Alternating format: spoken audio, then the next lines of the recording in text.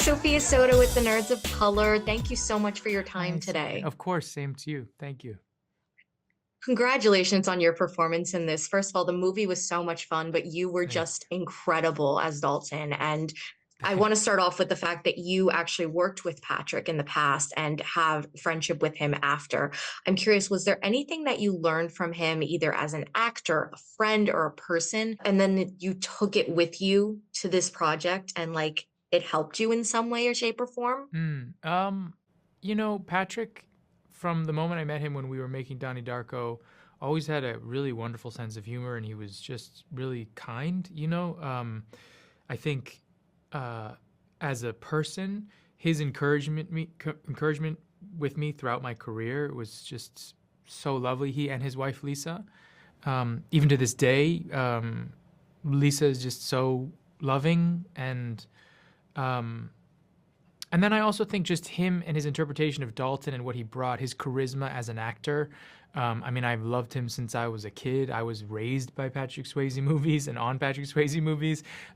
Point Break, I've seen hundreds of times. Dirty Dancing, I remember going to the theater, like sitting in the chair like this, watching it with my sister. And like, I remember, Ghost when it came out, all these movies. So to me, his charisma, but particularly his stillness, he was a dancer and he was so in his body, so aware of it, and so beautiful when he moved. But I think because he was like that, he was also really powerful when he was still. And he was like that when he played Dalton in the original. And I tried as best as I could to bring that kind of energy. Unfortunately, I am nowhere near the kind of dancer that he is, but I can stand still very well. So I did that. That's like the best way to sum up me too. I can't dance, but I can stand still. That's the perfect little tagline. And there's this quote about how Dalton is not a hero or a villain. It's towards the end of the movie, and it stuck out to me. I really loved how it was phrased. I'm curious, who do you consider to be the ultimate example of an anti-hero? And why do you think that sort of character is always so much fun to put focus on?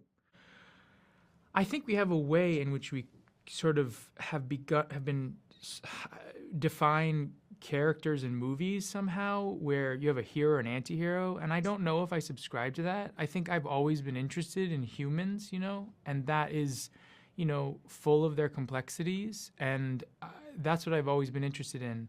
So as easy as it is to sort of create a kind of binary idea of that, I don't want to. I want to always play characters that are in a space that feels human, and I do love that line too. It was one of the reasons I wanted to do the film, as well as the first scene, which is full of humor, a character who seems to have this skill that he's been given that he doesn't really know what to do with, that has gotten him into like corners that he hasn't wanted to be in, but that he cares. It's weird. He takes the guys, even though it's funny, to the hospital after.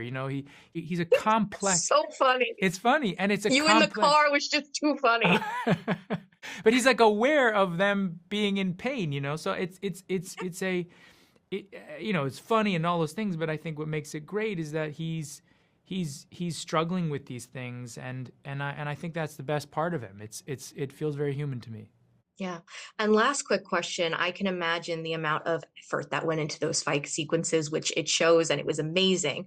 If you could be on set and see the behind the scenes process of any fight from any movie or show that you personally were like impressed by or anything, which would you pick? It's funny you say fight. I know that's a hard question. I know. The fights are hard for me. I would say I go back to the first Bourne Identity that Doug Liman directed. That pen fight in that movie is insane. And if I could be there while they were at the beginning, first moment they had the idea for it, up and through how they planned for it, I would love that, because I love that movie. I think it's so well directed, so well acted. And by the way, the fights and the stunts in that are unmatched. And so to be there, that would be incredible. Jake, thank you so much again for your time. Congratulations. And again, incredible work on this one. Thank you. We'll both try and get some more dance into our lives.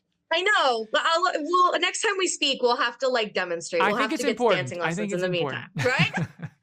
Lucas. Hi, Daniela. Sophia Hey, Soda with the Nerds of Color. Congratulations on your performances in this movie. Absolutely amazing. And thank you so thank much for your you. time today. Thank Thanks. you.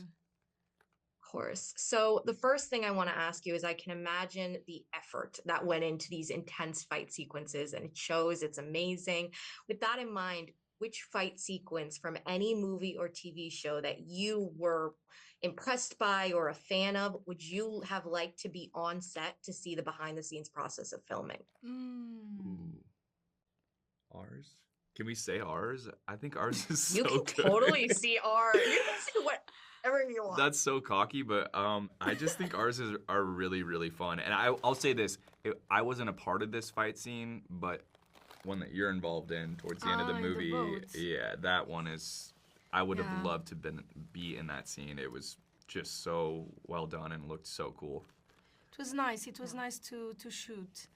I think I would say mine as well, but with Lucas. Yes. With Lucas on it. Yes. It's just thank like, you. you here? What are you doing here? I know And we then you didn't say, get "I'm to friends team with up in a Brent." fight scene.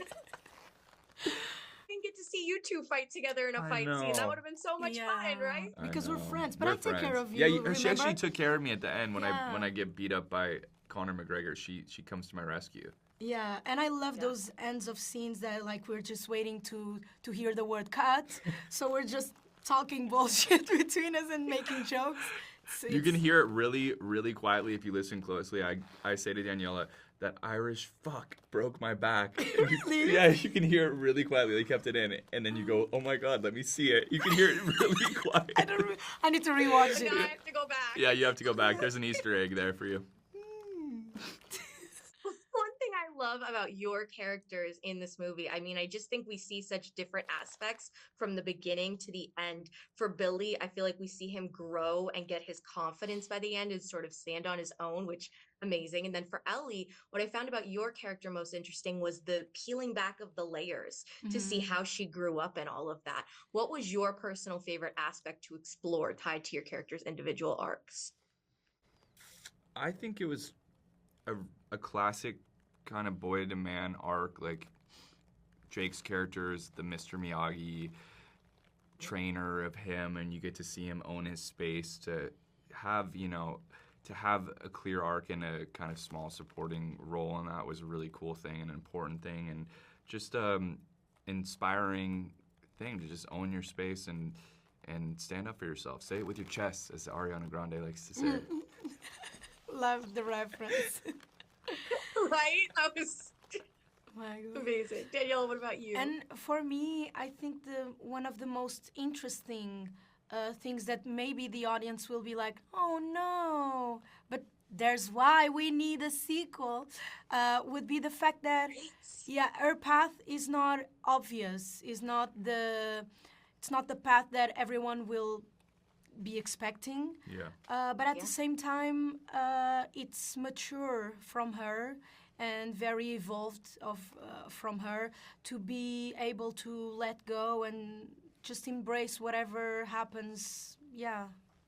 I don't want to spoil it. I love that you get to know her backstory at the end, though, rather than at the beginning. That's so interesting to me. Like, you Yes. don't You have it know, all figured out. You know why? Because Why? someone had to explain the audience who's my father. And why is my That- father friends with Brent? Yeah. And yeah, and I've heard, I didn't know. I learned that most of the actors are afraid of those. I think they have a name, Exposition. Exposition Yeah. scenes. Yeah. And I remember Doug saying like, "Thank you for doing that, Daniela." And I'm like, I'm just doing my job. I didn't even know that actors sometimes say, "Can you give that scene to somebody else?" I didn't know. Our American actors are nightmares. Portuguese God. Portuguese just- ones are just down. It's the soap operas, you know. Yeah, we're you're just used to like explaining. Yeah. Yeah. It's hard though. But you do a good job of it because it is kind of hard to like sell the story while having the emotions and connecting and yeah. It was the scene that I was more nervous for. Yeah. You nailed it. Thank you. You both did incredible. Exactly. Nailed it. You both did an incredible job. Thank you so much again for your time and congratulations on this Thank one. you. Thank you so Pleasure much. speaking with you. Bye. Bye bye. Thank you. And the lectures, fanboys, professional artists, and professors. Maybe a nerd who's just like you, talking about the things that you like too. So I invite you to the NOC in full color.